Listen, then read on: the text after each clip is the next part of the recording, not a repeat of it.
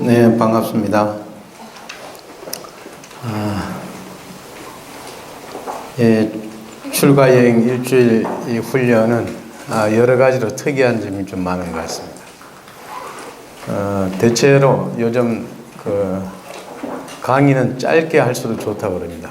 20분 해도 길다고 하는데 여기는 뭐 2시간을 하라고 그러더라고요. 내가 2시간을 요즘 누가 강의를 듣겠냐고. 그래서 그것도 또 5일간을 해달라고 그래서 제가 그냥 이거 생전 처음 해보는 거라 저도 지금 걱정이 많습니다. 실수가 있더라도 이해를 해주시고, 여기 이제 성지에 오셨기 때문에 대종사님 일대기를 한번 이렇게 더듬어보는 것도 괜찮겠다, 그런 생각이 들어서 대종경 선회록도 다 읽어보는 것도 좋고, 그 속에 다 포함이 되어 있는 내용들인데 대종사 10상에 대해서 끝까지 한번 해보려고 합니다. 10상을 중심으로 하고, 그리고 또 구인 선지님들에 대해서 간단하게라도 좀 소개하는 그런 시간을 좀 갖고자 합니다. 먼저 과거 성자들은 이 세상에 태어날 때 어떤 특별한 출생의 비밀을 가지고 이제 태어났습니다. 석가모니 부처님께서는 마야 부인의 옆구리를 통해서 탄생했다. 또 예수님은 동정녀의 몸을 빌려서 탄생을 했다. 또 공자님은 태어나자마자 이빨이 있었다. 이런 이야기죠. 이런 이야기를 들었을 때 여러분들 어떤 생각이 듭니까? 지금 성자들은 이렇게 출생을 했어요. 어떤 느낌이 드세요? 네, 다르다. 뭔가 여러분들하고는 다르죠. 네, 여러분들하고 다르다. 그러니까 과거 모든 성자들은 우리 일반 사람들과 달라야 돼요. 성자 대우를 받으려면 특별해야 되는 거예요. 우리 보통 사람들하고 달라야 돼요. 그래서 그것을 많이 강조를 했습니다. 그것이 사실인지 이것이 미화가 됐는지 뭔지는 모르겠지만 하여간 다 그렇게 돼 있다는 거죠. 그런데 대종사님께서는 절대로 당신의 출생에 대해서 신비스럽게 한다든지 이런 걸 금기시키셨어요. 그래서 대종사님 교사 같은 데 보면 간단하게 대종사의 성은 박시오, 이름은 중빈이시오, 호는 소태산이시니 원기 25년 1891년 3월 27일 한반도 서남 해안 전라남도 영광군 백수면 기룡리 영촌마을에서 태어나시어 이웃 마을 고동에서 성장하셨다. 부친은 박시경이요, 모친은 유정천이다. 이런 식으로 돼 있어요. 우리 일반 사람과 똑같이 그냥 특별한 것이 없어요. 그 대종사님은 열반하실 때도 특별한 건 없어요. 지극히 평범한 삶을 지향을 했다. 그렇기 때문에 원불교에서는 대종사의 탄생일이 중요한 것이 아니라 무엇이 중요하죠? 대각이 중요합니다. 과거 성자들은 오신 것이 중요해요. 이분이 특별하게 오셨어요. 오신 것이 중요한 거예요. 대종사님은 오시는 건 누구나 동등하게 온다. 오는 게 중요한 것이 아니라 어떻게 살았느냐, 도를 깨닫느냐 깨닫지 않았느냐, 그 차이가 있는 것이지 다른 일이 있는 것이 아니다. 그걸 강조하고 계시는 거죠. 쭉 전 삶의 큰 방향이 그렇게 되어 있다 하는 것을 우리가 알 수가 있습니다. 근데 이제 대종사님께서 출생하시기 전 한 10여 년 전에 성자 출현을 예언하신 사람이 있습니다. 그 사람이 어떤 사람이냐면 기룡리에 사는 사람인데, 기룡리에 그 당시에 육걸이 있었다 합니다. 그 육걸이 누구냐면 경우바르다 박성삼, 풍채 좋다 박윤중, 글 잘한다 문자삼, 또 해삭하다 김성서. 해삭하다는 얘기는 무슨 뜻인지 저도 잘 모르겠어요. 해삭하다 김성서, 아마 좀 머리가 잘 돌아간다는 그런 뜻인가.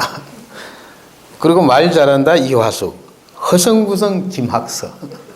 이런 6사람이 있었다는 거예요. 이 조그만 그 시골 마을에서 6명의 육걸이 있었다. 그 중에 그 경호바르다 박성삼 씨가 누구죠? 예, 대종사님 아버님이시다. 그 대종사님 아버님도 육걸 중에 한 분이셨어요. 그런데 그 박윤중이라는 사람이, 이 사람이 풍채도 좋고 말도 잘하고 아주 좀 걸출했나 봐요. 그런데 이분이 어느 날 갑자기 열반을 하게 됩니다. 갑자기 졸도로 돌아가 버리는 거예요. 급사를 한 거예요. 그러니까 그 가족들이 다 모였죠. 그 자녀가 6명이 있어요. 그때는 이제 초상을 하면 머리를 풀고 막 곡을 하고 그러잖아요. 곡을 하고, 그리고 이제 장례 절차 준비를 하고, 이제 그렇게 하는데, 하룻밤을 지나고 났는데, 이분이 문자삼이, 김윤중 씨가 살아나버린 거예요. 갑자기. 초상을 준비하고 있는데 살아나버렸어요. 옛날에 그런 일이 종종 있었어요. 3일 만에 깨어난 사람도 있었고, 하루 만에 깨어난 사람도 있었어요. 그런데 이분도 그랬다는 거죠. 그래서 이제 가족들을 다 불러 모아놓고 이분이 이야기하기를, 내가 죽었는데, 내가 죽고 보니까 어떤 밖에 청이동자들이 여럿이 나와가지고 푸른 옷을 입고, 얼굴은 또 그 원숭이 모양을 한 청이동자들이 나를 데리고 어디로 갔다. 거기 가니까 그 큰 대궐 앞에 유김소라고 써 있는 현판이 있었다. 근데 그 옆에는 그 옥황상제가 살고 있는 옥경대라는 데가 있었는데, 그 앞에 가서 내가 무릎을 꿇고 있었더니 옥황상제가 얘기하기를, 너는 지금 아직 올 때가 아닌데 왜 왔느냐, 그렇게 얘기를 하더라고요. 너는 지금 올 때가 아닌데 왜 왔느냐. 그러면서 이제 하는 말이, 내가 너에게 해줄 말이 있다. 너가 너의 그 문중에서 나중에 빛날 빈자 두 개를 쓰는 이름을 가진 자가 태어날 것이다.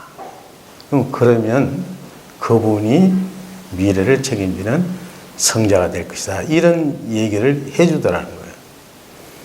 그리고 너는 지금 잘못 왔으니까 너가 이제 나가고 나면 너희 아들 중 5째가 이리로 오게 될 것이다. 그렇게 하고 돌려보냈다는 거예요. 그리고 이분이 딱 깨가지고 이제 살아나서 그 이튿날에 자기 아들 5째 아들이 죽어버린 거예요. 그리고 이 사람이 그 이야기를 가족인데 하고, 그 장남에게 하고, 이 얘기를 누구인데도 얘기하지 마라. 그렇게 했는데, 나중에 10년 후에 이제 대종사님이 돌을 깨쳐가지고 이름을 갑자기 바꾸잖아요. 그 앞에 이름은 원래 진석, 처화, 그 다음 중빈이에요. 갑자기 스스로 이름을 중빈으로 바꾸신 거예요. 중자, 빈자로. 그래서 그때 비로소 이 사람이 그 친척들에게 그 얘기를 했다. 그래서 그 친척, 그 아들이 전해준 이야기입니다. 이게 박윤정의 아들이 전한 얘기입니다. 그 이러한 어떤 성자 출현에 대해서 어떤 예언도 있었다 하는 겁니다. 그리고 이제 그동안에 이제 보면 성자들은 핍박받고 뭔가 한 많고 뭔가 치유가 필요한 이러한 땅에 오는 것이 성자의 의무겠죠. 아무래도 뭐 잘 먹고 잘 살고 편안하고 그런 사람들인데 성자가 나타나지는 않을 것이다. 그렇게 보면 대종사님께서 전라도 호남 땅에 태어나신 것도 의미가 있다는 거예요. 왜 전라도 땅에 태어났을까? 그걸 한번 짚어보면 전라도는 정말 한이 많은 땅이에요. 얼마나 한이 많으면 책 제목이 말이죠. 1300년 역사의 비주력 호남의 한이라는 책이 나왔더라고요. 양정식 씨가 2012년에 썼어요. 양정식 씨랑. 네. 1300년 역사의 비주력 호남의 한. 이 책만 봐도 호남이 얼마나 핍박을 당했다는 걸 우리가 알 수가 있잖아요. 한마디로. 이것은 실질적으로 신라에게 백제가 멸망하면서 660년 7세기에 멸망하면서부터 한이 시작됐다. 그런데 다른 데는 멸망을 통합당해도 그걸 부흥운동이 많이 일어나지 않았는데 전라도 백제는요 계속 부흥운동이 일어나요. 그런데 그것이 계속 실패를 합니다. 한 번도 성공은 못해요. 그러다 보니까 엄청 정치적으로 한이 많았겠죠. 그런데 가장 결정적인 건 뭐냐면은 그 태조 왕건 훈요 10조 딱 그겁니다. 그 훈요 10조에는 뭐라고 되어 있냐면 차연 이남과 공주 외강 공주 광회는 사냥과 지세가 모두 배역하였으니 인심도 역시 그러하다. 그 아래에 있는 주나 군의 사람이 조정에 참여하고 왕후 국책과 혼인하여 권력에 결탁하게 되면 국가의 변란을 초래하거나 통합당한 원망을 품고 임금이 그동하는 길을 범하여 난을 일으킬 것이며 비록 선량한 백성일지라도 마땅히 벼슬 자리에 두어 권력의 길에 들게 하지 마라. 그렇게 했어요. 그 이후로는 전라도 사람들이 이 권력 가까이 갈 수가 없었던 거예요. 이 훈요 10조의 것이 계속 정치권에서는 저촉을 되어 온 거죠. 전라도 사람 쓰면 배역한다. 무슨 뭔가 난을 일으키고 그럴 것이다. 그러니까 이 사람들은 쓰지 마라. 이것이 지금까지 우리 뭐 근래 역사까지도 사실은 해왔다고 볼 수 있죠. 김대중 대통령 되기 전까지는 그렇지 않았나 이렇게 생각을 해요. 근데 영광 땅도 보면 원한과 저항의 에너지가 충만했던 곳이라는 거예요. 영광도 보면 유일하게요. 영광이 군에서 현으로 강등된 곳이 3번이 있어요. 영광이. 언제 그러냐면 16세기, 17세기, 18세기인데 중종 27년에는 군수 묘를 발굴하는 사건이 있어져서 강등이 되었고 또 인조 7년에는 이극규라는 사람의 모반 사건이 있어서 군에서 현에서 군에서 현으로 다시 또 강등됩니다. 그리고 영조 3년에도 이주라는 사람이 영무 사건이 있어요. 그래서 또 군에서 또 현으로 또 강등됩니다. 그러니까 한 지역이 역사에 3번 이렇게 강등되는 거 없대요. 그 정도로 이쪽은 뭔가 변화를 상당히 추구하는 그러한 지역이 있다. 영광도 역시.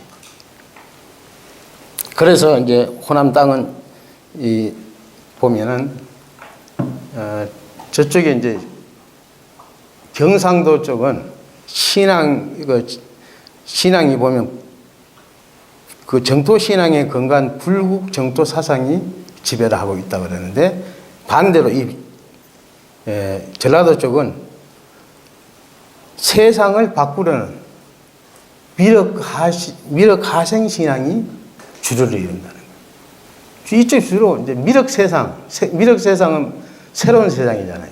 뭔가 새로운 세상을 바꾸려는 하는 그러한 에너지가 충만한 곳이 이쪽 전라도였다. 그래서 보면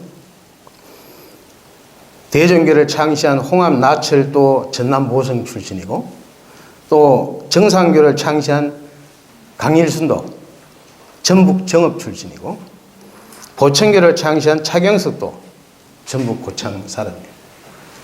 거의 전북입니다. 그리고 뭐 태국도를 창교한 조철제라든지 선도교 창시한 여처자라든지 이런 사람은 경상도 사람인데, 이 사람들도 결국 이게 성공하는 것은 뭐냐면 호남으로 와서 선교를 해서 이쪽에서 성공을 합니다. 그래서 크게 보면 전체 이 전라도 땅이 그러한 땅이다 하는 걸 우리가 알 수가 있습니다. 그리고 이제 가장 가까이는 이제 법성이 어떤 곳이냐면 옛날에 매향비가 있었던 곳이다, 그런 이야기가 있습니다. 그 매향비라는 뭐냐면 강물과 바닷물이 만나는 곳이 이 법성이에요. 강물과 바닷물이 만나는 거기에 향나무를 가지고 꼭 몇 년 동안 이렇게 묻어 놓는답니다. 그러면 그것이 좋은 향이 돼요. 근데 그러한 지역에 그 미륵불의 출현을 기다리는 비석을 세우는 것을 매향비라고 해요. 그 미륵불의 출현을 옛날부터, 아주 오랜 옛날부터 기다린 터가 이 법성이었다는 거죠. 그래서 이쪽은 하여간 지역적으로나 그러한 어떤 미륵불 출현을 간절히 기다리는 그러한 지역이었다 하는 것을 우리가 알 수가 있습니다. 그런데 이제 대종사는 과거 성자들하고 약간 다른 것이 있는 것이 뭐냐면,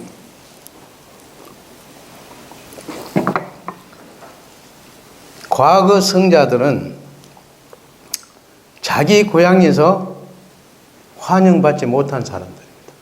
그렇죠? 석가모니 부처님도 유성 출가를 해서 덕도를 하십니다. 덕도를 해서 그 자리에서 교화활동을 펼치지 못했어요. 수백 길을 교진여 등 그 자기하고 같이 수행했던 사람들, 말 알아들을 만한 사람들을 찾아가서 처음으로 설법을 해요.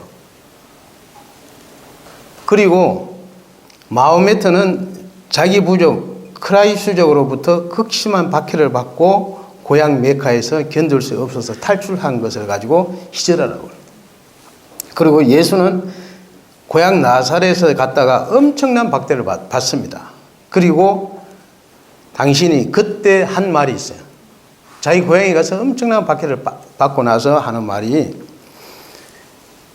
누가복음에 보면 내가 진실로 너희에게 이르노니 선지자가 고향에서 환영받는 자가 없느니라 그랬어요.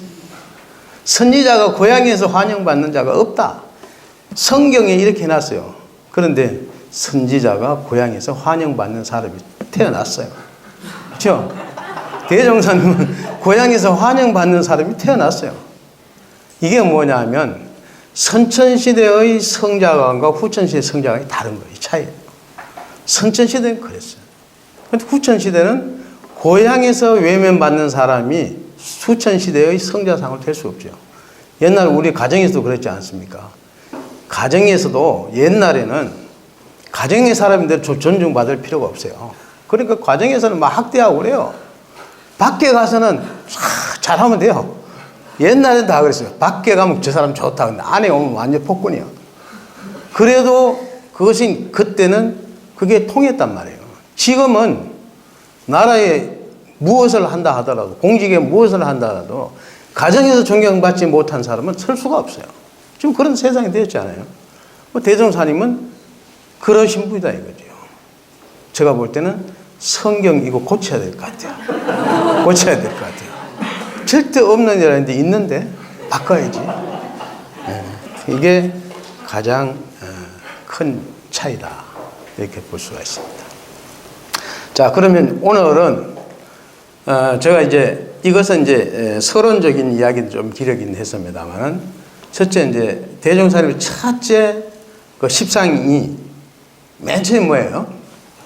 관천 기상, 예, 하늘 보고 의심 낸 상. 두 번째는 뭐죠? 삼년기원상. 삼바째에서 기도한 상. 5일간이겠죠. 오늘 두 개를 할 겁니다. 네, 오늘 두 개, 내일 두 개 이렇게 해서 13까지 갈 거예요. 하늘 보고 어문 내신 상은 7세부터 10세까지죠. 7살부터 10살까지입니다. 이때 대종사님의 이름은 뭐였냐면 진섭. 진섭입니다. 처화라는 이름은 언제 쓰는지 아세요? 결혼하고 나서 처화로 성자가 되고 나서 대종사님 이름 중자 빈자로 바뀌고, 그러니까 역사적 어떤 그 변곡점에 항상 이름을 바꾸셨다는 거죠.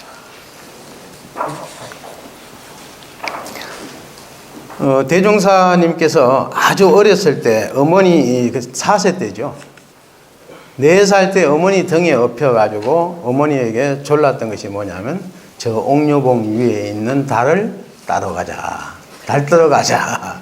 어머니 저 달 따주세요. 달 따러 가자. 이것이 대종사님의 첫 소원이었어요.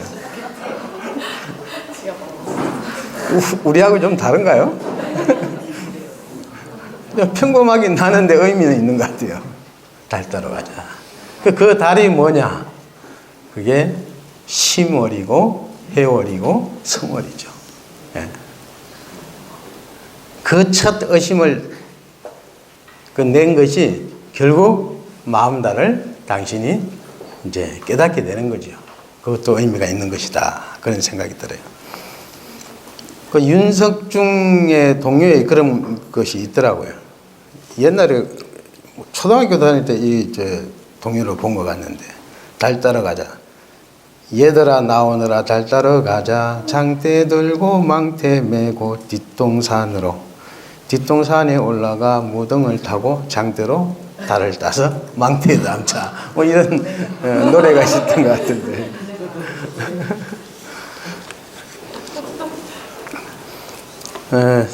근데 이제 대종사님은 어렸을 때 이렇게 보면 조금 남달랐던 것 같아요. 좀 특이했던 것 같아요.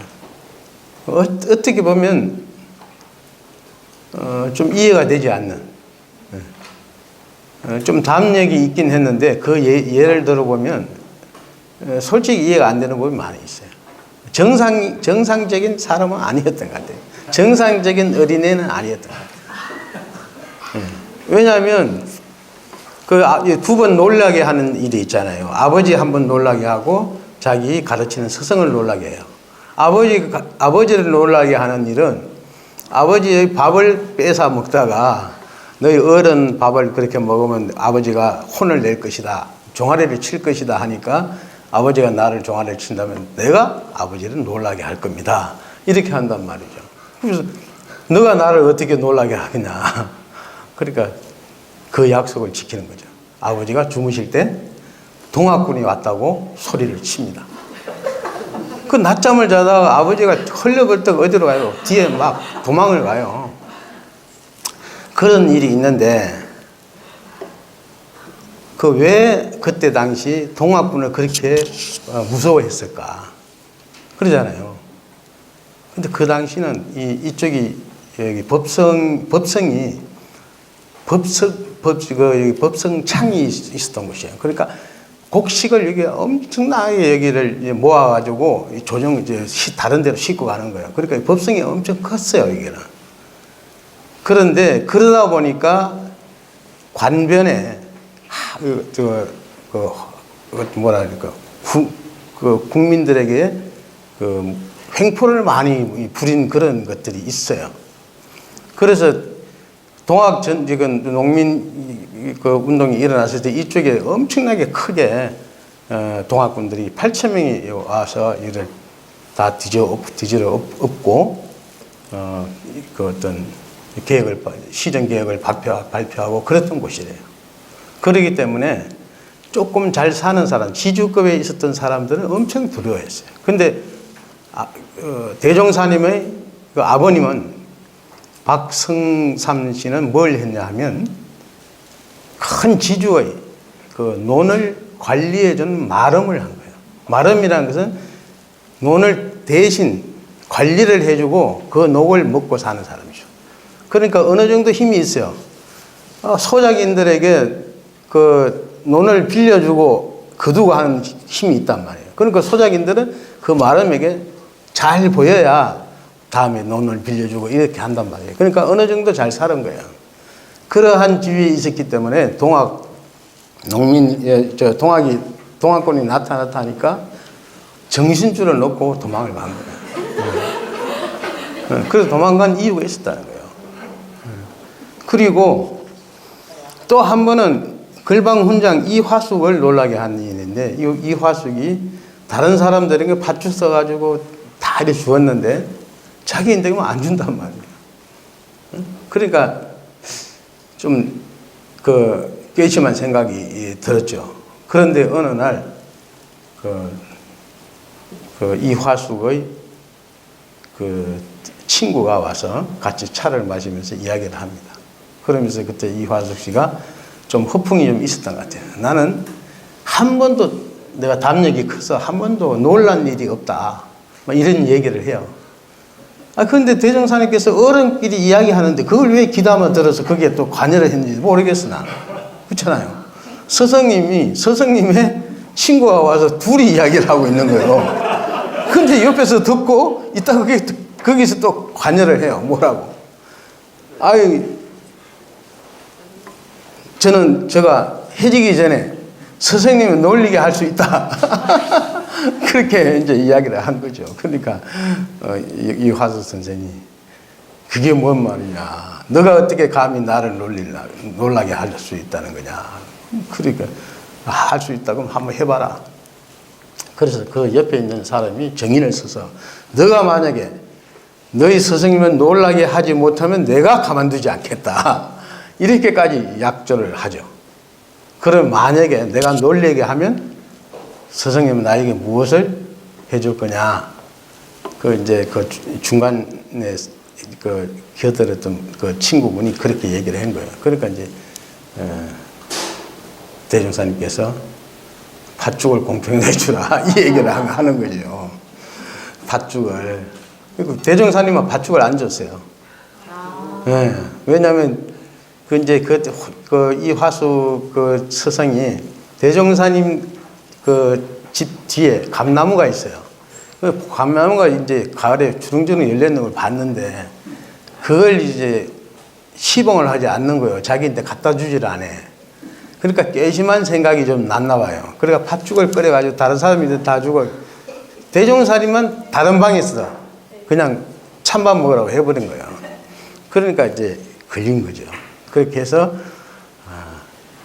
다음에는 팥죽을 공평하게 주면 좋겠다 이렇게 했더니 그 옆에 친구가 자네 저 아이에게 언제 팥죽을 주지 않은 일이 있는가 막 이렇게 되는 거예요. 당황하게 만든 거죠. 그래서 그리고 나서 이제 어디다가 불을 질렀나 하면 그때는 이제 이렇게 이화숙 씨는 이 주변의 산을 관리를 또 하고 있었어요. 그래가지고 가을 되면 소나무나 이런 솔가지 같은 거 막 쳐가지고 집에다 쌓아놓고, 그 다음에 낙엽 있잖아요. 낙엽을 많이 이렇게 끌고가지고, 낙엽을 쌓아놔요. 그런데 그 집, 5살짜리 애기인가를 데리고, 가서 불을 켜서 거기다 불을 붙이는 거예요. 그리고 자기는 도망가 버렸어요. 그러니까 불이 하고 막 소리가 치고 사람들 난리가 됐죠. 그럼 누가 냈냐 이게 도대체. 그렇게 하니까 그 집 애기가 아빠 저 진섭이가 불 찔러서 이렇게 일러주라고 그 정인을 세우고 불을 찌른 거예요. 그러니까 그가 이제 얘기를 해줬죠. 그러니까 찾아가지고 막 야단 안 되죠. 그래가지고 나중에 이제 진섭이를 불러온 거지. 불러와서 이제 호통을 이제 치니까 너무 그렇게 호통 칠 거 없다. 아까 내가 놀라게 해준다고 했지 않느냐, 해지기 전에. 그래서 내가 불을 찔렀는데 지금 왜 이렇게 놀라시냐고. 그런 식으로 했다는 거예요. 그러니까, 어린 나이에 이런 예화가, 정말 어린 그 나이에 있을 수 있는 일이 아닌 것 같은데, 하여간 그 담력이 보통 사람들하고는 좀 달랐다. 예. 그 생각이 드는 거예요. 왜냐하면 이것이 나중에요. 3년 기원상에도 같이 연결이 돼요. 3년 기원상이라면 나중에 이제 나오겠잖아요. 삼바죄라는 것이 그 쉬운 데가 아니에요. 그 어린 나이에 혼자 가서 기도하고 낮에 가서 쉽지 않은데 밤을 새고 이런 것은 보통 담력이 아니면 안 된다. 그래서 어렸을 때부터 하여간 특이한 그런 생각도 있었고 담력도 있었다. 이런 것을 먼저 우리가 알 수가 있다. 그런데 이제 대종사님이 7세 때 가장 먼저 하는 것이 뭡니까? 하늘 보고 의문을 낸단 말이죠. 저 하늘은 얼마나 높은 것이며 구름은 왜 떠다니는 것이며 그런 걸 해요. 그러니까 한번 의문이 일어나면 그 의문이 꼬리를 물고 계속 의문을 내는 거예요. 근데 일반적인 모든 사람들, 우리도 의문을 낼 수가 있습니다. 누구나. 근데 대종사님하고 좀 차이는 뭐냐면 우리는 의문이 일어났다가 금방 또 끝났다가 또 다시 일어났다 끝났다 이렇게 해요. 보통 사람은 다 그렇게 합니다. 근데 대종사님은 특이했던 것은 한번 의문이 일어나면 그것이 집요하게 끝까지 물고 늘어지는 그런 게 있었던 것 같아요. 그것이 우리가 좀 달랐던 것 같아요. 그 천재들의 뇌라는 책에 보면 그 의문에 대한 그 답이 있어요.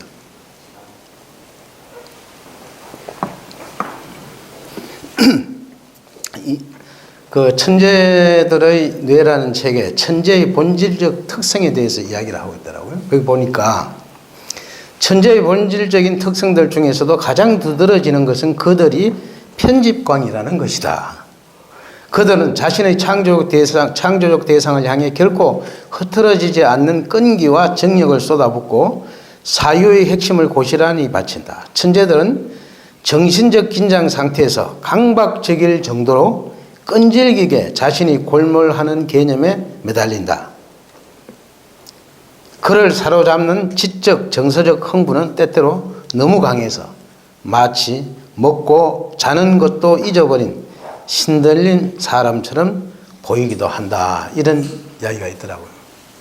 그래서 아마 이 천재들의 그 특성이 자기가 그 뭔가 그 관심 갖는데 몰두하고 몰입하면 시간과 공간 개념을 다 완전히 잊어버리고 그게 몰입할 수 있는 그러한 그 특성이 있는 모양입니다. 그리고 이제 두 번째는 삼바죄에서 기원하신 상이죠. 3년 기원상이라 하는데 11세에서 15세까지 약 5년입니다. 11살 될 때, 대종사님께서 11살 될 때,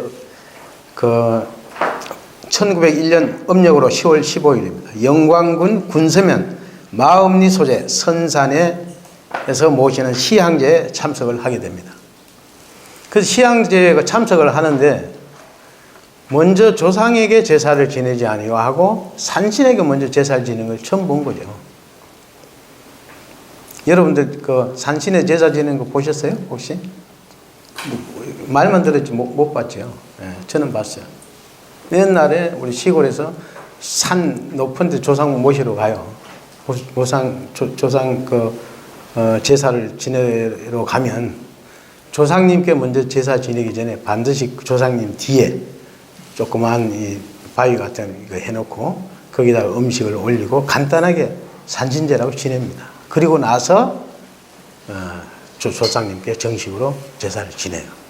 그래서 왜 그렇게 지내나 그랬죠, 대종사님. 그래서 조상에게 제사를 지내는데 왜 산신에게 먼저 제사를 지내냐 이렇게 질문을 하는 거죠. 그러니까 그때 그 함께 참석했던 그 어른들이 이 산신이 이 산을 지키는 주인이다. 그분이 무한한 능력이 있다. 그래서 그분에게 먼저 예를 잘 갖춰야 조상을 잘 보살펴준다. 이런 이야기를 하게 되는 거죠.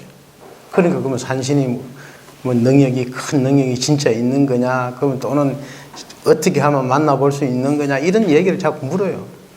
그러니까 그분이 이제 얘기를 해주는 거예요. 지극한 정성이 있으면 혹 만나볼 수도 있다. 그런 얘기 들었다. 그리고 산신 지내면서 있었던 여러 가지 그 어떤 사례들, 이야기를 또 이야기를 해줍니다.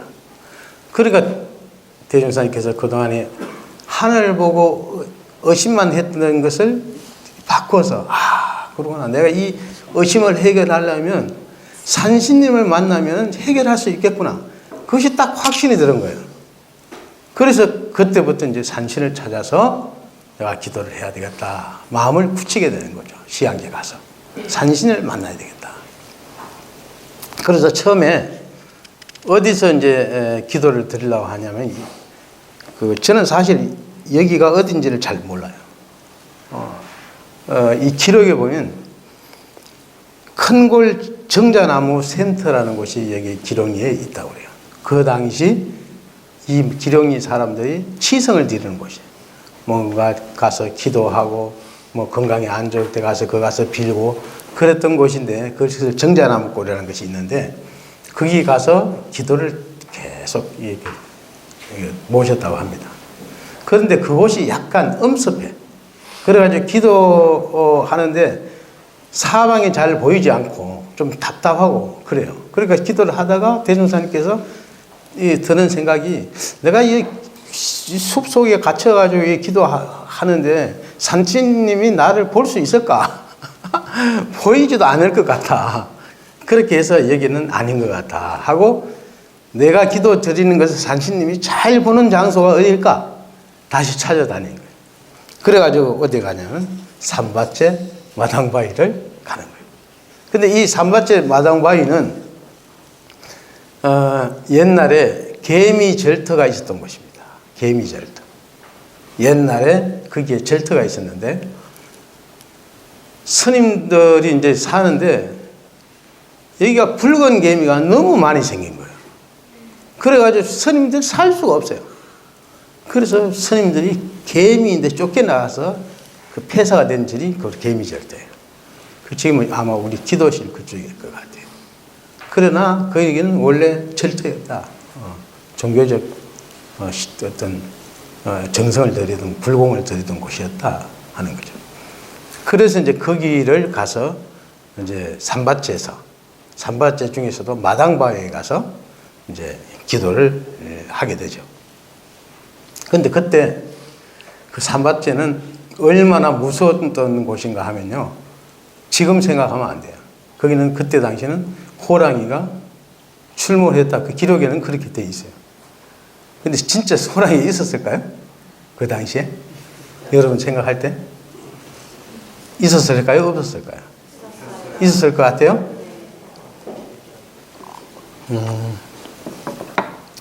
호랑이가 있었다. 호랑이가 실제로 있었어요. 11살 때, 대종사님께서 11살 때, 원래는 대종사님이 그 고동에 살지를 않으셨어요.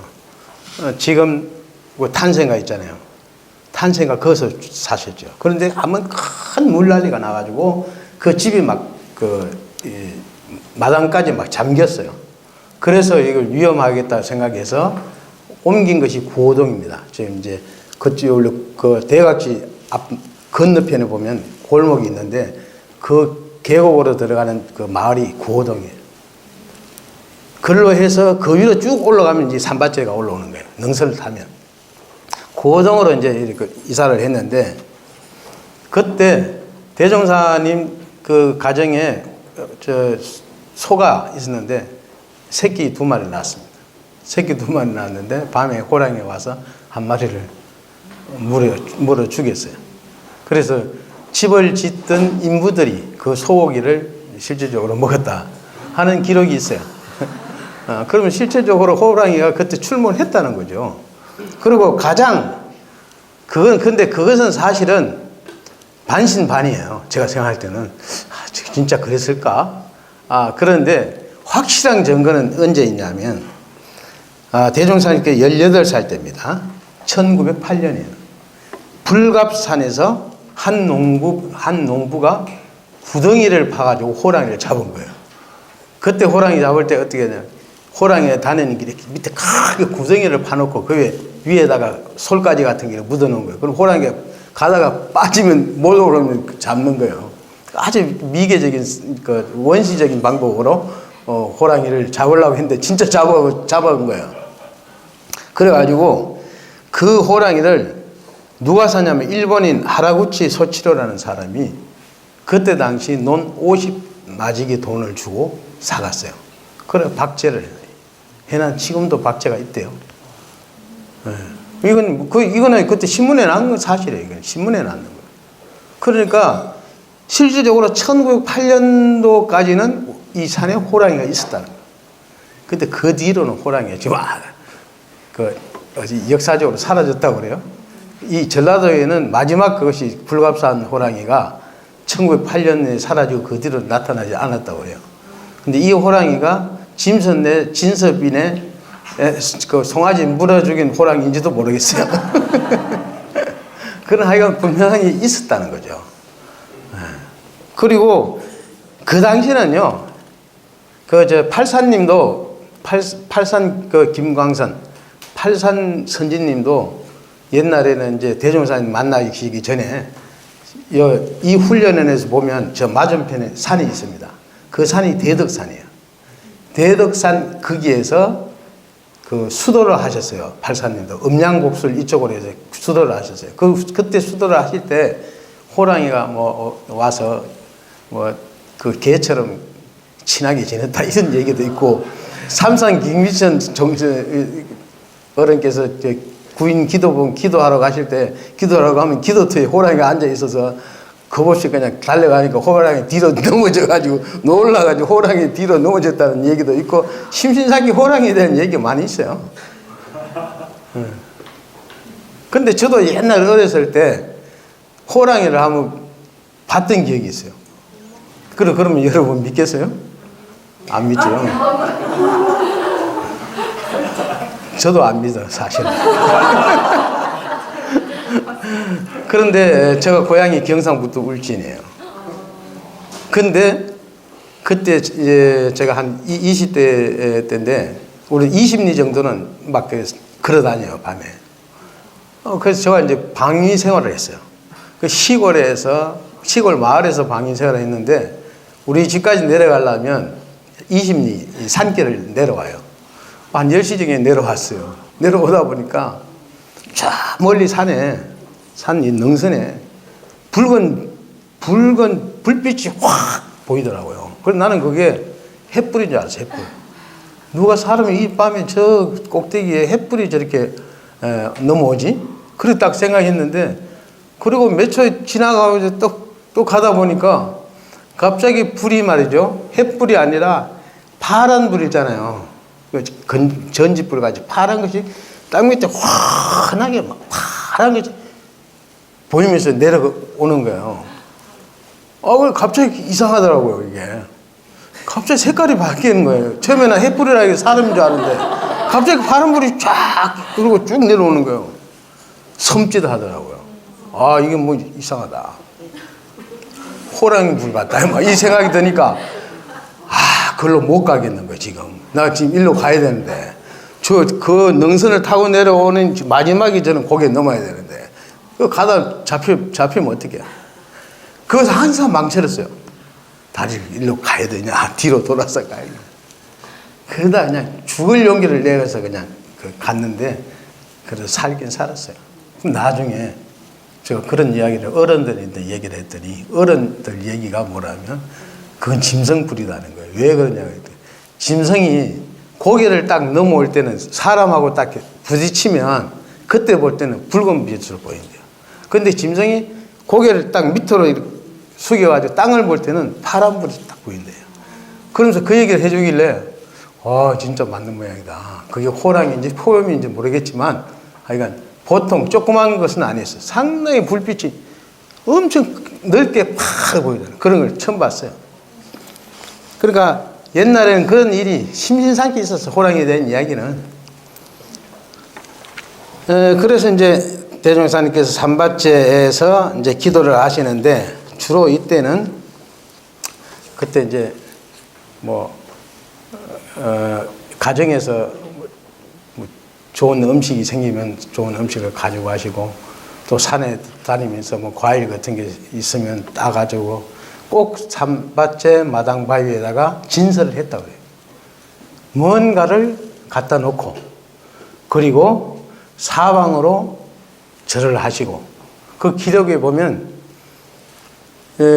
아침에 올라갔다 저녁에 해질 때 내려오신다고 했는데 대체적으로 그렇게 매일같이 기록에는 하루도 빠짐없이 그렇게 하셨다고 해요.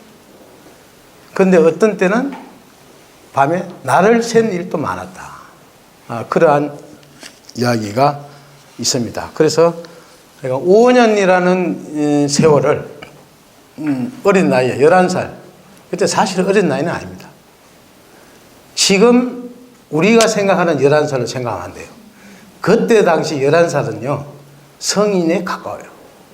정산 종사님 몇 세 결혼하신 줄 알아요? 13살에 결혼했어요. 네. 그렇기 때문에 그때 11살은 그래도 제법 지금 어린 11살하고는 좀 달라요. 네. 그러지만 5년 동안 한결같이 그 험한 데를 다녔다. 우리 지금 한문 가기도 힘들잖아요. 그러잖아요. 솔직히 한문 가기 힘들어요. 응? 그런데 매일같이 간다 하면 이건 보통 정성이 아니고는 아니다. 안 된다. 하는 말씀을 드리면서 오늘 지금 이제 좀 쉬었다가 다음 시간 하도록 하겠습니다. 수고하셨습니다. 감사합니다.